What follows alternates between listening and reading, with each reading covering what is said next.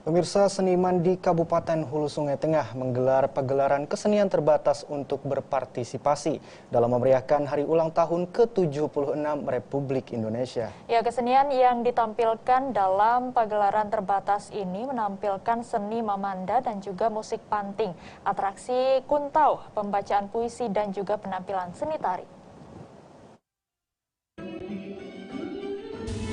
Bertempat di pendopo Bupati Hulu Sungai Tengah, tadi malam menjelang hari ulang tahun yang ke-76 Republik Indonesia, para seniman di Kabupaten Hulu Sungai Tengah menggelar pagelaran kesenian dengan menampilkan berbagai aksi kesenian seperti mamanda dan musik panting yang dibawakan Sanggar Kumbang Banuang, atraksi kutau yang ditampilkan Kompak Borneo, pembacaan puisi dari para sastrawan, dan penampilan tari pancur alam yang dibawakan oleh pelajar binaan Dharma Wanita Hulu Sungai Tengah.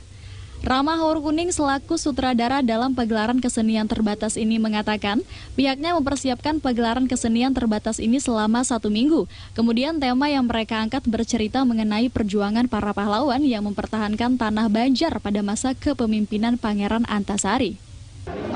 Ini kami persiapan sekitar 1 minggu.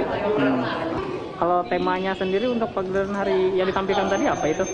Ini temanya proklamasi kemerdekaan tentang di perjuangan tentang mempertahankan tanah Banyu Benua Banjar di masa atau di era Pangeran Antasari, dan kami berharap pun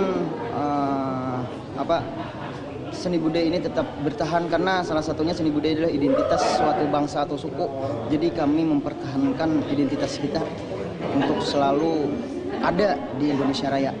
Rama berharap dalam masa pandemi ini pihaknya diberikan kelonggaran dalam menggelar aktivitas kesenian. Sementara itu, pagelaran terbatas ini hanya mengundang unsur Forkopimda Hulu Sungai Tengah dan ditampilkan secara virtual melalui kanal YouTube Dewan Kesenian Hulu Sungai Tengah. Ahmad Rizky, kontributor TPRI Kalimantan Selatan, mewartakan.